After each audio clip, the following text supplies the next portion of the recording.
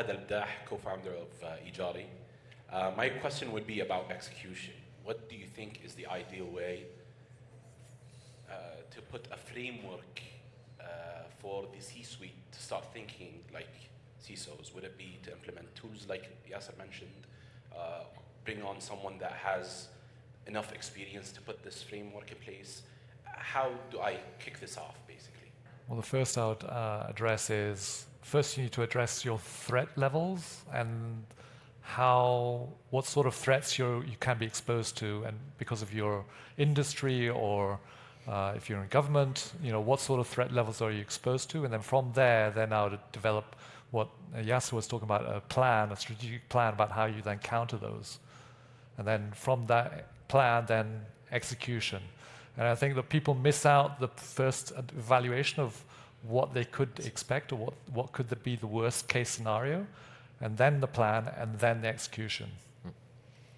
So back to basics, essentially, back to business basics. Go ahead. That's my point. Fix the basics, start with the basics. If your company is regulated, then ticking the compliance box might give you a false assurance that you are secure, but compliance doesn't equal to security. It's just a regulatory requirement. But fix the basics. I mean, there are lots of international standards like SANS Top 20, the top 20 controls that every organization globally, irrespective to their industry, have to implement. And there are, we could talk for hours about this, but fix the basics. Yeah, there are many frameworks like NIST and others that you mentioned, Yasser.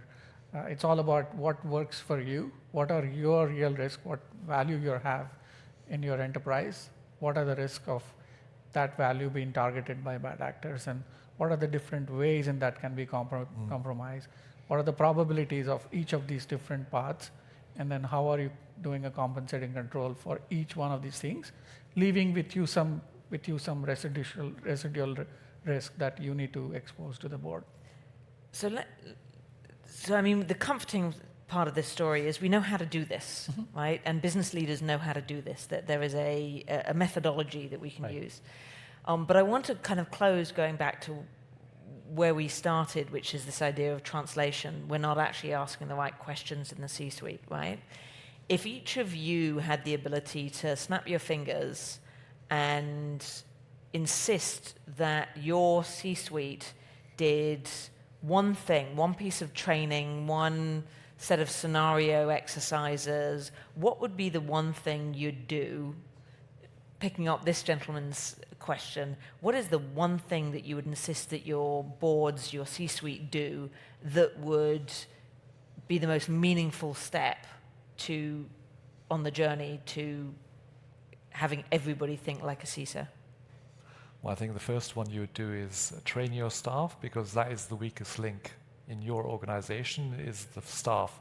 A lot of the recent cyber attacks were because somebody tricked the person in the company to thinking that they were giving the data to their IT department, and in fact it was an external. That's, if you need to understand, and they're good at their job, that's how they get in, right? Because that's their method. So you need to train your staff to be very, very aware of the methods and techniques that are being used to counter the weakest link. So it's more staff training, kind of more along the phishing, et cetera, et cetera. And what else? If I may phrase it this way, follow the money. Where is your money?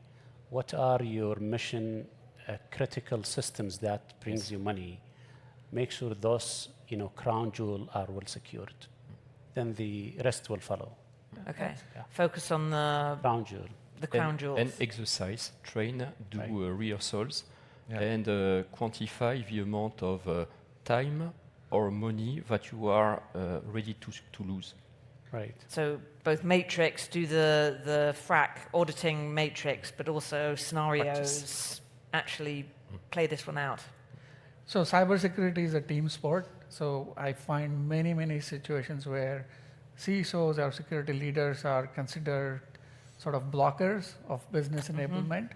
And I think we need to fundamentally shift that mindset that they're actually enablers of business.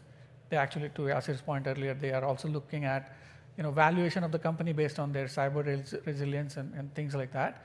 So I think at the senior level, at the leadership level, or the C-suite level, you need to participate as a team versus CISO being the only responsible person for security. Yes, it's not an ISIT problem. So I will add to that, as somebody who used to be responsible for compliance for a large energy company. Yeah.